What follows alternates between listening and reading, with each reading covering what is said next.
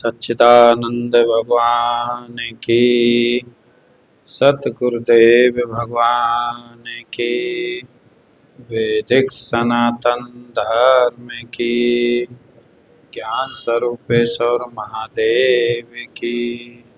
शिवोऽहं ब्रह्मानंदं परम सुखदं केवलं ज्ञानमूर्ति द्वन्द्वातीतं गगनसदृशं तत्त्वमस्यादिलक्ष्यम् एकं नित्यं विमलमचलं सर्वविधि सद्भूतं भावातीतं त्रिगुणरहितं सद्गुरुं नमामि। नित्यशुद्धं निराभासं निराकारं निरञ्जनं नित्यबोधं चिदानन्दं तस्मै श्री गुरुवे नमः। तस्मै श्री गुरुवे नमः। तस्मै श्री गुरुवे नमः। सच्चिदानंद भगवान की, सतगुरुदेव भगवान की, वैदिक सनातन धर्म की, ज्ञान स्वरूपेश्वर महादेव की। शिवोऽहं। देखो नारायण, मनुष्य शरीर प्राप्त करने के बाद आखिर मनुष्य शरीर में क्या करना चाहिए? भगवान की कृपा से मनुष्य शरीर प्राप्त है। अब इसमें करना क्या चाहिए, ये बड़ा विचारणीय विषय हो जाता।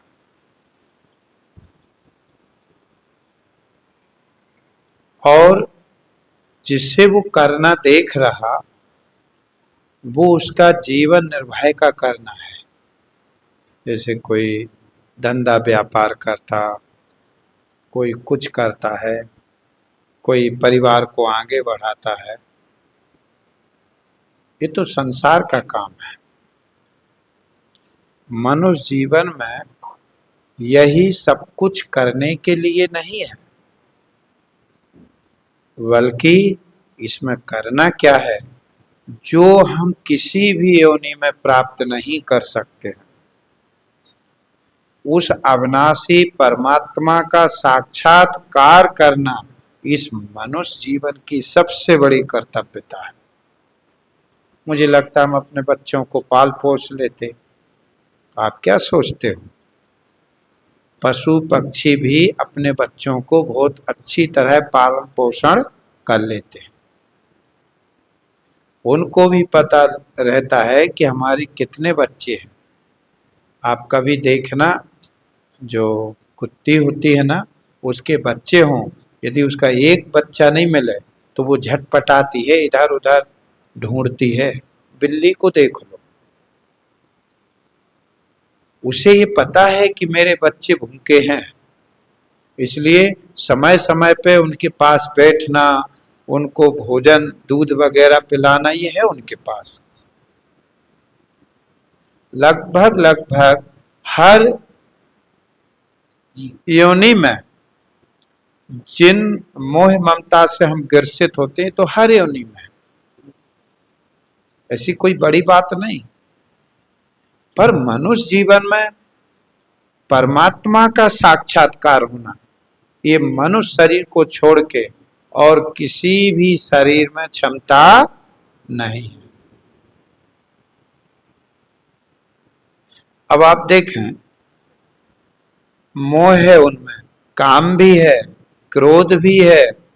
ऐसा नहीं कि इनमें जानवरों में, पशु पक्षियों में काम क्रोध ना होता, होता है। काम भी होता, क्रोध भी होता, बच्चों के प्रति उनका मोह भी होता, शरीर के प्रति उनकी आसक्ति भी होती। कोई मारने को आए तो तुरंत भाग जाते। बिल्कुल मनुष्य की तरह है सब कुछ। पर जो मनुष्य शरीर में बुद्धि की कुशाग्रता है, वो उन शरीरों में नहीं है। मनुष्य शरीर में बुद्धि की यही कुशाग्रता है कि ये सत्संग करके और आत्म साक्षात्कार कर सकता है, अपने स्वरूप को जान सकता है, अपनी पहचान कर सकता है। पर अन्य योनि में ये संभव नहीं है कि आत्म साक्षात्कार हो जाए, वह मुक्त हो जाए, ये अन्य योनि में सक्षम नहीं है। अब देखो, आप जड़ भरत, जो भरत थे ना, वो हिरण्य योनि में गए, उन्हें सब कुछ स्मरण था, उन्हें ये भी पता था कि कैसे हम एक हिरण के मोह में पड़ने के कारण हमें ये योनि मिली है।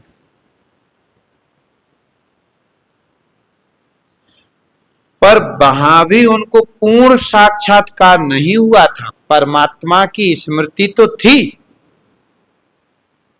कि देखो हमने भजन, वो हिरण मोह में पड़े तो हम इस योनि में, इसलिए वो हिरण योनि में भी अपने परिवार से दूर रहे कि कहीं ऐसा ना हो कि फिर कहीं ये आसक्ति ना जुड़ जाए और फिर उनका जो ब्राह्मण के यहाँ जन्म होता है, जब उनका नाम पड़ता है जड़ भरत, तब उन्हें जो आत्म साक्षात्कार होता है ना, तब वो राजा रहुगण को उपदेश करते हैं। भगवान श्री कृष्ण भी अर्जुन को यही समझाना चाह रहे। देखो, पहले भगवान ने निष्कामता का वर्णन किया कि हे अर्जुन, तू निष्काम कर्मयोगी हो, कर्म कर, कर्मयोगी हो, पर कैसा? निष्काम। तुझे किसी भी फल की आकांक्षा नहीं करना चाहिए। इससे क्या होगा?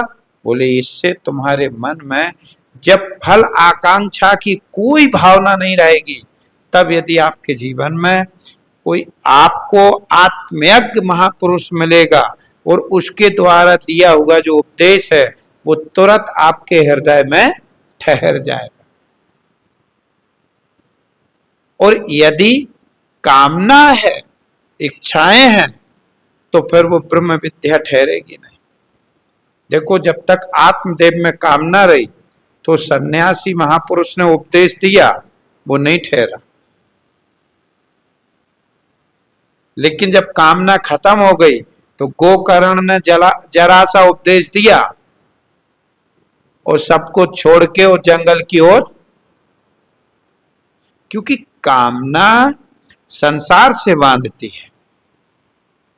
निष्कामता तुम्हें संसार से छुड़ा तो नहीं देती, लेकिन यदि निष्काम भाव से आप कर्म कर रहे हो, कोई इच्छा नहीं है, कोई कामना नहीं है, इसी समय यदि आपको कोई तत्वदर्शी महापुरुष मिल गया और उसने आपको आत्म तत्व का उपदेश दिया, तो वो तुरंत आपके हृदय में ठहर जाएगा। वही भगवान कहना चाह रहे कि हे अर्जुन, प्रकृति क्रिये कर्माणि गुणे कर्माणि सर्वशः। अब देखो, आप अहंकार विमूढ़ आत्मा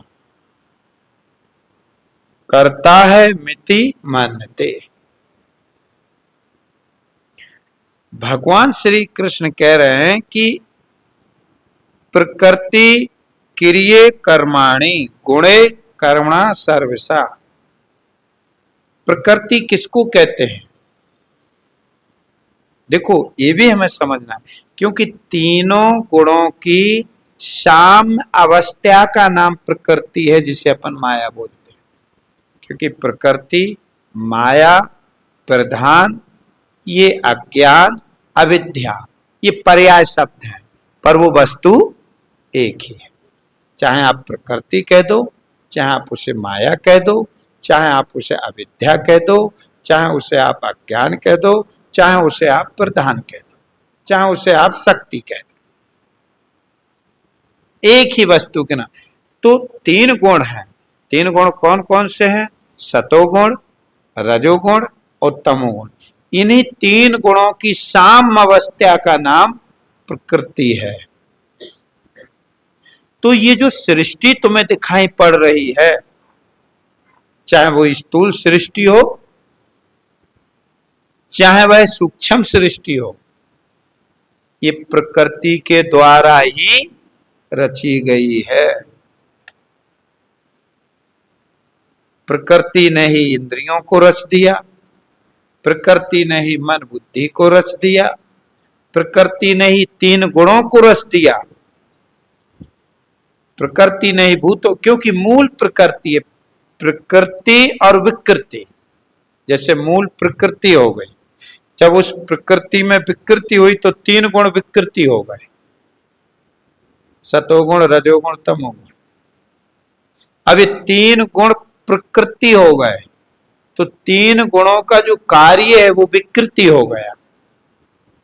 ये एक क्रम है जिसे हमें संतों के द्वारा समझ करके फिर इसी विषय पे विचार करना चाहिए।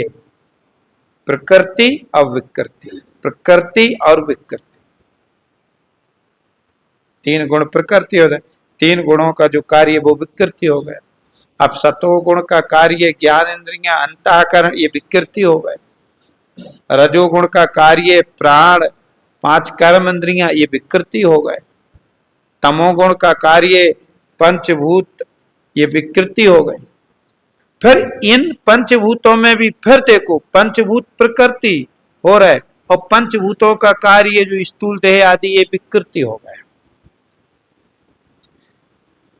अपंचीकृत पंचभूत प्रकृति है तो पंचीकृत पंच महाभूत विकृति हो गए। ये एक, आप यदि इसे, इसीलिए प्रकृति विकृति और प्रकृति, तो विकृति को प्रकृति में लय चले करते चले जाओ। इसीलिए जिन्हें ये अध्यात्म विद्या सहजता में समझ में नहीं आती है, जिन्हें ये बहुत जटिल पड़ती है, जिनका चित्त इस ब्रह्म स्वरूप आत्मा में ठहरता नहीं है, उनके लिए फिर लय चिंतन का विधान किया जाता है। और लय चिंतन का मतलब होता है कि विकृति को प्रकृति में लय। अब जैसे पंचभूत रहते तो तमोगुण प्रधान, जो तमोगुण प्रधान है प्रकृति, उससे पंचभूत रचे। रजोगुण प्रधान जो प्रकृति है उससे प्राण कर्म इंद्रियां रचे। सतोगुण प्रधान जो प्रकृति है उसे ज्ञान इंद्रियां अंतःकरण रचे। अब देखो वही प्रकृति तीन रूपों में विभक्त। अब जो तमोगुण प्रधान प्रकृति है तो उससे आकाश रचा, आकाश प्रकृति हो गया। और आकाश की जो विकृति भाई वो क्या हो गई, वायु हो गई। वायु प्रकृति हो गई, वायु में जो विकृति हुई अग्नि, वो विकृति हो गई। अग्नि प्रकृति हो गई तो जल विकृति हो गया। जल प्रकृति है तो पृथ्वी विकृति हो गया। पृथ्वी प्रकृति है तो उससे शरीर वृक्ष पौधे आदि ये विकृति हो गई। ये इसी तरह हर उसमें सतो प्रधान, रज प्रधान, तम प्रधान, सत प्रधान प्रकृति, रज प्रधान प्रकृति और तम प्रधान। मूल रूप से वो प्रकृति एक ही है, जिसको अपन अज्ञान कहते, माया कहते, ये एक ही है। पर जब हमें समझना है तो देखो खाली कहने से ही नहीं समझा जाता। इसके लिए हमें फिर ये सब कुछ अध्यारोप करना, ओ सवाल ऐसे लगा लेना, ऐसा कर देना, उसके जोड़ देना, उसको घटा देना, उसको ये कर देना, ऐसा कहने से कोई सवाल लग नहीं गया।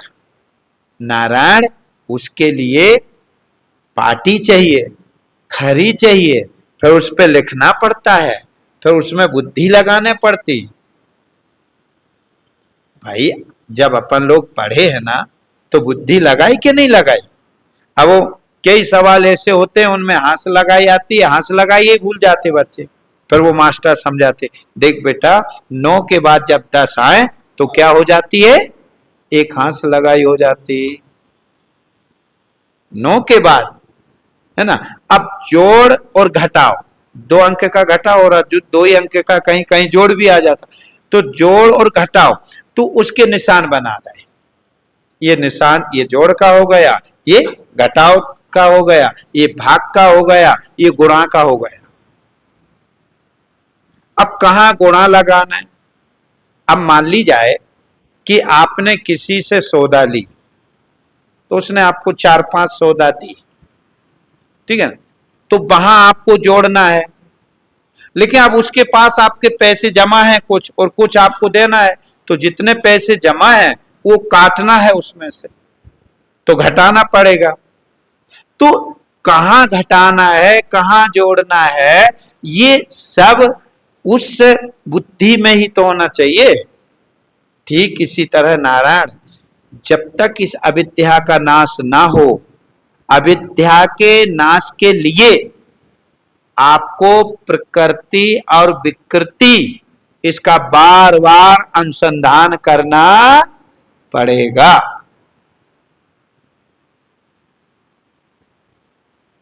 और इसको बिल्कुल ईमानदारी से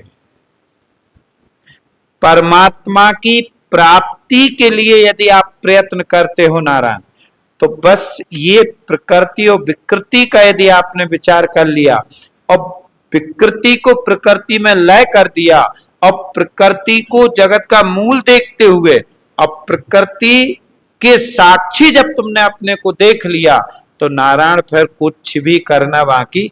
अब देखो सब प्रकृति हो रही, पर भगवान क्या कह रहे? अहंकार विमूढ़ात्मा। मूढ़ माने अज्ञानी। अब ये जो है ना अहंकार, मैं करता हूं, करता है मिति मानते, अपने को करता मान लिया। जबकि विचार से देखो तो आप ना किसी के करता हो और ना ही आप भोगता हो। आप यदि हो नारायण, तो आप दृष्टा मात्र हो, साक्षी मात्र हो, हर एक वृत्ति के साक्षी हो। प्रकृति ही बना रही, प्रकृति ही में कर्तापन हो रहा, प्रकृति में ही भोक्तापन हो रहा। अच्छा थोड़ा विचार करो, यहां जो बुद्धि है ना, यही कर्ता और भोक्ता है।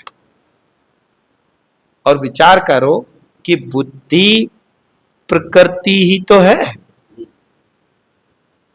भाई, पंचभूतों के सतोगुण से बुद्धि बनी। तो जिसमें कर्तापन और भोक्तापन है, ऐसी जो बुद्धि है वो भी तो प्रकृति के अंतर्गत है। तो फिर कर्ता और भोक्ता हो कौन रहा? प्रकृति। पर अहंकार विमूढ़ात्मा, अज्ञान विमूढ़ माने अज्ञानी, जिसे अपने आत्म स्वरूप का साक्षात्कार नहीं है, जो अपने को स्थूल सूक्ष्म देह रूप तो देख रहा, किंतु अपने को साक्षी रूप नहीं देख रहा अज्ञान के कारण। इसलिए जो जहां अज्ञान है वहीं अहंकार है, क्योंकि अज्ञान के कारण अपना जो सच्चिदानंद स्वरूप है, अक्रिय असंग निर्लिप्त जो चेतन स्वरूप है, वो अज्ञान उसे देखने ही नहीं देता। तो अहंकार हो जाता। किसका अहंकार हो जाता? मैं ये हूं, मैं स्त्री हूं, मैं पुरुष हूं, मैं जीव हूं। अब ये अहंकार अज्ञान की का, अब यहीं से कर्तापन चालू हो जाता। और भगवान कह रहे कि इस अहंकार को तुम्हें छोड़ना पड़ेगा अर्जुन।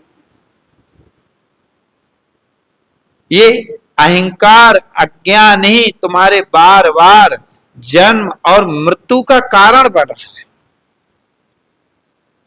तो अहंकार कैसे छूटे? ये अहंकार के लिए आप क्या करो?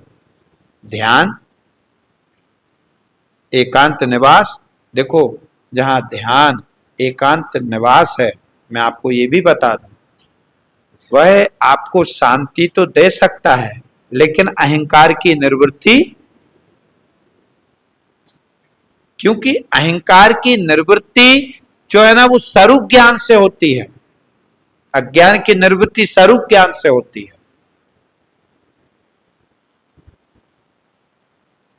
और स्वरूप ज्ञान की प्राप्ति सत्संग से होगी, और कोई दूसरा उपाय। आप देखें जितने भी आप अपने ग्रंथ पढ़ें, जैसे मान ली जाए कि पार्वती जी का अहंकार निवृत्त हुआ, अज्ञान दूर हुआ, तो भगवान शंकर से उनका सत्संग चला। नारद जी का मोह दूर हुआ तो भूमा का उपदेश देने वाले सनक आदि ऋषि थे। निषाद राज का मोह भंग हुआ तो उपदेश देने वाले लक्ष्मण जी थे। लक्ष्मण जी का मोह भंग हुआ तो उपदेश देने वाले भगवान राम थे। तारा का अज्ञान निवृत्त हुआ तो वहां उपदेश देने वाले भगवान श्री राम थे। अर्जुन का मोह भंग हुआ तो उपदेश देने वाले भगवान श्री कृष्ण थे।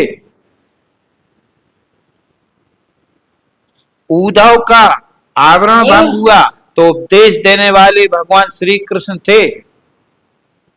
वासुदेव और देवकी का मोह भंग हुआ तो उपदेश देने वाले नारद जी थे, जो उन्होंने 9 ब्रह्म ऋषियों की बात कही कि एक समय वो जनक जी पुर में पहुंचे। आप देखें कि ऐसा कौन है कि बिना अध्यात्म चर्चा श्रवण किए विचार किए किसी का अध्यास निर्वृत्त हो गया। सत्संग करते हुए फिर इस पे विचार करना, फिर देखना मैं कौन हूं। देखो स्थूल देह चाहे वो सूक्ष्म देह, वो प्रकृति से अलग है। जैसे जहर के लड्डू जो होते ना, वो जहर से अलग नहीं होते, वो जहर ही, समझ रहे आप, जहर के लड्डू जो होते हैं वो जहर से अलग नहीं होते, वो जहर ही होते हैं। ठीक इसी तरह प्रकृति के द्वारा जो निर्मित हुए स्थूल सूक्ष्म शरीर, ये प्रकृति से अलग है नहीं है, ये प्रकृति ही है। पर हम इस प्रकृति के साथ में अहंकार कर बैठे, इसी प्रकृति के साथ में हम एकात्म भाव को प्राप्त हो गए। तो इस प्रकृति से हमारा एकात्म भाव हटे, वो भगवान उपाय बता रहे। और वो भगवान जो उपाय बता रहे, वही उपाय अनादि काल से उपाय वही चले आ रहे। जैसे अंधकार की निवृत्ति के लिए उपाय सृष्टि के आदि काल से क्या रहा होगा? प्रकाश करना। अब अंधकार की निवृत्ति का और दूसरा कोई उपाय है क्या? अंधकार को निवृत्त करना है तो सृष्टि के आदि काल से एक ही उपाय है कि प्रकाश करो। आज भी वही उपाय है, आगे भी यही उपाय रहेगा। तो नारायण अध्यास की निवृत्ति आत्म साक्षात्कार से हो, आत्म साक्षात्कार होने पर ही हो सकती है, अन्यथा और कोई दूसरा उपाय नहीं है। यानी अपने आप का बोध, अपने आप का पता, अपने आप की पहचान, अपने आप की जानकारी। ये जो मैं देह की जानकारी देता हूं, ये हमारी जानकारी नहीं है, ये जानकारी है प्रकृति की। ये जो हम जीव की जानकारी देते हैं, ये भी हमारी पहचान नहीं है, ये भी प्रकृति की है। अरे जन्म मरने वाला मैं, सुखी दुखी मैं, गवन आगमन वाला मैं, पट्टपना मंदपना इत्यादि जिसमें इंद्रियों में विकार आते, इंद्रियां मैं, यही भ्रम है। ये मैं नहीं हूं, मैं हूं, पर मैं वह हूं जो सुख और दुख दोनों को प्रकाशता है। अब देखो, जब सुख होगा तो दुख नहीं होगा, और जब दुख होगा तब सुख नहीं होगा। ये सबके अनुभव सिद्ध बात है। पर आप विचार करके देखो, जब सुख होता तब मैं जानने वाला मौजूद हूं, और जब दुख होता तब मैं जानने वाला मौजूद हूं। सुख दुख आए गए आए गए आए गए, पर इन सुख दुख का जानने वाला कब आया कब गया, कब आया कब गया। अरे जो ना आया ना गया, ना आया ना गया, ऐसा जो सुख दुख को प्रकाशने वाला चेतन है, वो मैं हूं, ये आपकी पहचान है। अरे मैं स्त्री हूं, मैं पुरुष हूं, मैं जन्मा हूं, मैं मर जाऊंगा, ये आपकी पहचान नहीं है। ये तो देह की पहचान है। और आप तो देह तो परिवर्तित होता रहता, कभी देह में बालकपन, कभी देह में जवानी, कभी देह में बुढ़ापा, पर कभी आपने अपने को देखा जैसे देह बदलता वैसे क्या मैं भी बदल जाता हूं? जब आप अपने आप को देखोगे तो देह के बदलने से आप नहीं बदलते। ठीक इसी तरह बुद्धि की अवस्थाएं, जागृत, स्वप्न, सुषुप्ति, आई गई, आई गई। जागृत आया गया, स्वप्न आया गया, सुषुप्ति आई गई, समाधि आई गई। पर कभी आपने अपने को, हमने अवस्थाओं को तो देखा है और अवस्थाओं का अहंकार भी कर बैठे। मैं जागा हूं, मैंने सपना देखा, मैं सो रहा था, मैं समाधि में था। अरे पागल, तू ना समाधि में था, ना तू जागृत वाला है, ना तू स्वप्न वाला है, ना तू सुषुप्ति वाला है। तू तो चेतन है जो हर अवस्था में होकर के हर अवस्था को प्रकाशित।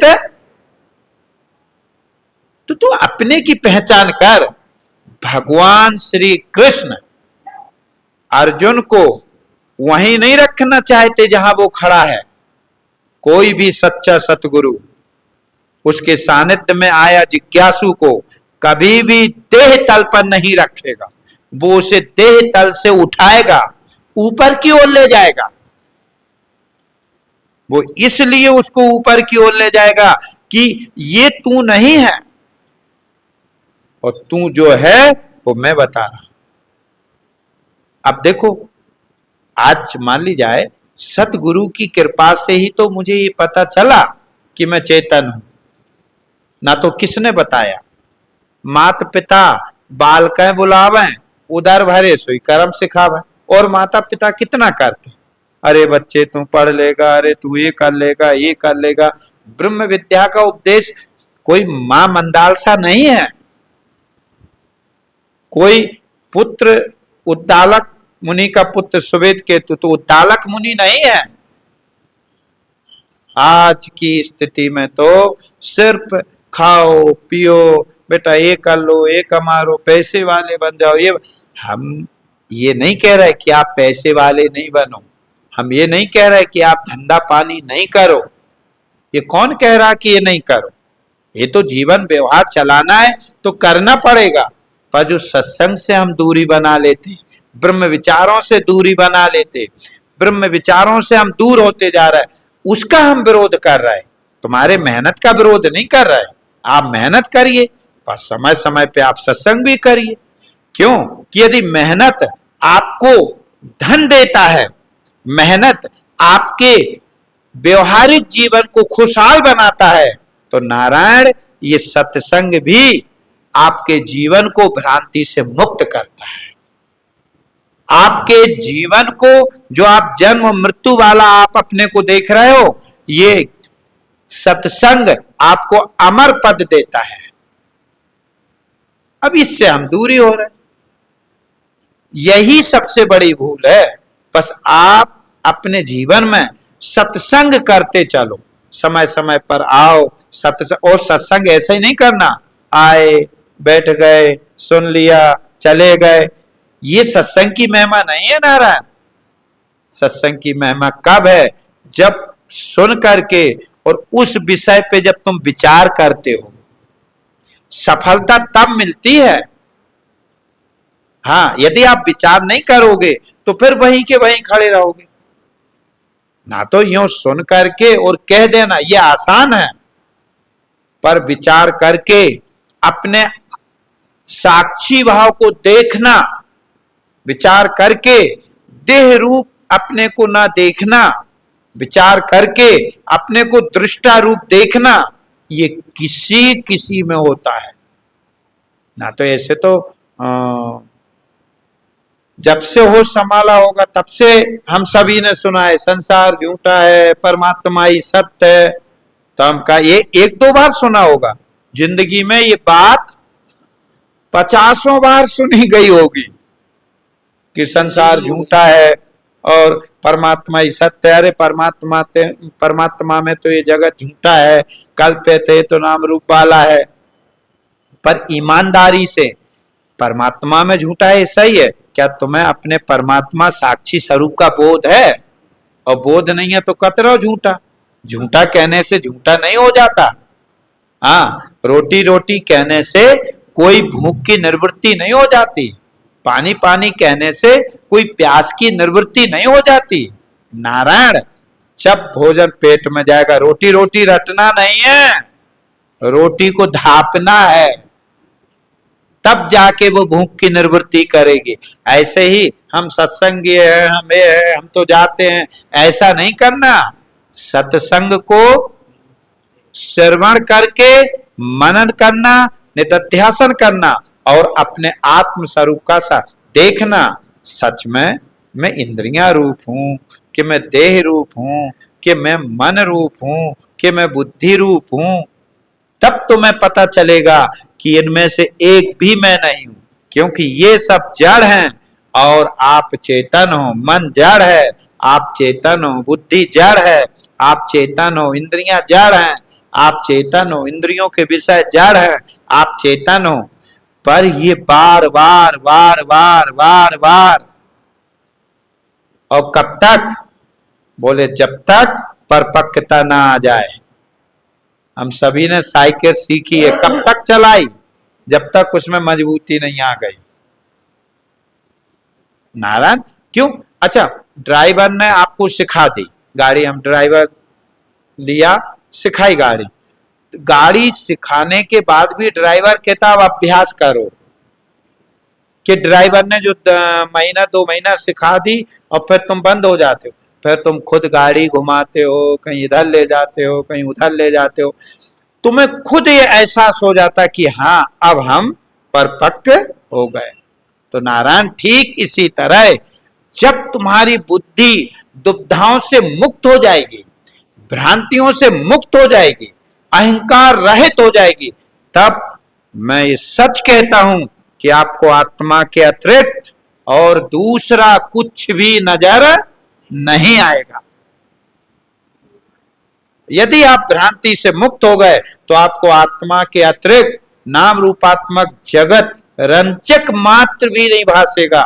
जैसे आभूषण में जब आप सोने को देखते हो तो आभूषण आपको रंचक मात्र भी नजर नहीं आता। आप कह देते हो तो कहने मात्र का है तो सोना। ऐसे ही तत्वदर्शी जो महापुरुष होते हैं, जब उन्हें अपने आत्म स्वरूप का साक्षात्कार हो जाता है तो ठीक उनके लिए भी ये देह आदि बस कथन मात्र रह जाता, पर इसका अस्तित्व।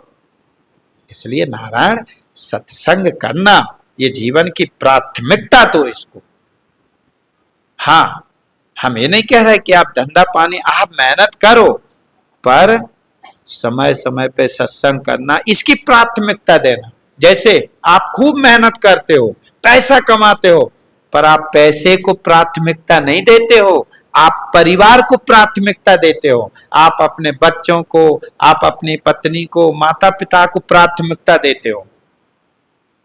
ठीक इसी तरह आप भी जगत का व्यवहार करो, पर जगत को प्राथमिकता मत दो। आपको देना ही है तो ये जो सच्चिदानंद ब्रह्म है, इसको जानो, जान करके इसी में निष्ठा रखो। इसीलिए भगवान, यदि भगवान निष्काम कर्म योग बता रहे तो इसके बाद भगवान निष्काम कर्म योग बताने का मतलब ही उनका ये रहा कि तेरा मन निश्चल हो जाएगा, कामनाओं से रहित हो जाएगा, तो मेरे द्वारा जो तत्व उपदेश दिया गया वो फुर्ती से हृदय में ठहर जाए, अज्ञान रह जाएगा। तो अज्ञान की निवृत्ति के लिए ज्ञान है। इसलिए भगवान कह रहे प्रकृति क्रियमाणानि गुणे कर्माणि सर्वसा। ये जो गुण है ये प्रकृति के हैं, इसलिए गुण विकृति हो गए, मूल प्रकृति ऐसे क्रम है। और इससे जब हम संतों के पास बैठेंगे तो ये सब कुछ धीरे धीरे धीरे धीरे रे मना धीरे सब कुछ होए। आप बस सत्संग करते चलो।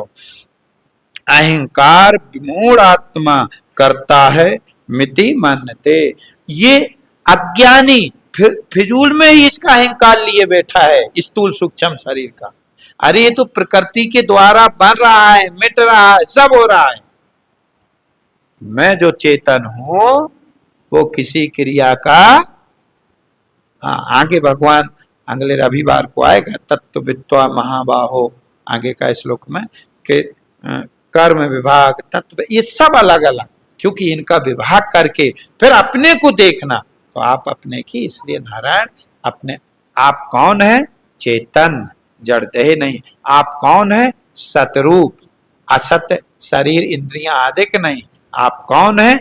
आनंद रूप, दुख रूप देह आदिक नहीं। इसलिए ऐसे जो चेतन स्वरूप आप हो ऐसे जानना। भगवान की इसमें प्राथमिकता है, भगवान का संसार में प्राथमिकता नहीं है। हाँ, जैसे बच्चों के साथ में बच्चे बनना, तो बच्चे को बच्चे बनाए रखना ये प्राथमिकता नहीं होती, उसे बच्चेपन से ऊपर उठाना। ऐसे ही जो तत्वदर्शी महापुरुष होते हैं वो भी अज्ञानियों के साथ में अज्ञानी जैसा बर्ताव करते हुए भी वो अज्ञानी नहीं रखना चाहते, उसको धीरे से वहां से उठा करके, देह भाव से उठा करके अपने सच्चिदानंद स्वरूप का साक्षात्कार करा देते कि ये है तू, ये जिसको तू मैं कह रहा ये तू नहीं है, ये प्रकृति है और तू प्रकृति का दृष्टा है, तू प्रकृति का साक्षी है, तू प्रकृति में विकृति है, क्रिया है, परिवर्तन है और तू अक्रिय है, असंग है, निर्लिप्त है। ऐसे जानना है नारायण, ऐसे समझना है, यही जानने योग्य। इसलिए प्रकृति क्रियमाणानि गुणेश कर्माणि सर्वसा अहंकार विमूढ़ आत्मा करता है मिति मान्यते। बोलिए सच्चिदानंद भगवान की, सतगुरुदेव भगवान की, वैदिक सनातन धर्म की, ज्ञान स्वरूपेश्वर महादेव की। शिव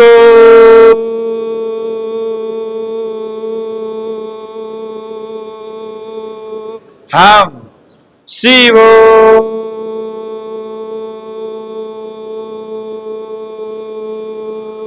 हम शिव